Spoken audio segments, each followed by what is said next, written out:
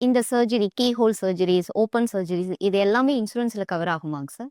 எல்லாமே இன்சூரன்ஸ்ல கவர் ஆகுமா?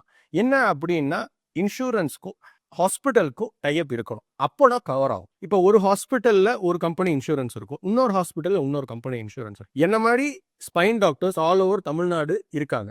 இங்க மட்டும் தான் வரணும், இங்க மட்டும் தான் இன்சூரன்ஸ் இருக்கும்னு நான் சொல்ல வரல. அதனால தான் இதை ஸ்பெசிஃபிக்கா சொல்ல வரேன்.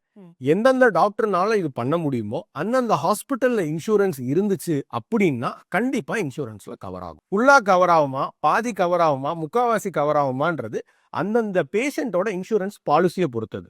இந்த ட்ரீட்மெண்ட்க்கு இன்சூரன்ஸ் கவர் ஆகும்னு சொல்லிட்டீங்க. இப்ப நான் எப்படி ஹாஸ்பிட்டல் சூஸ் பண்றதுங்க சார்? அதுக்கு பேக்கப் நான் என்ன பண்ணணுங்க சார்?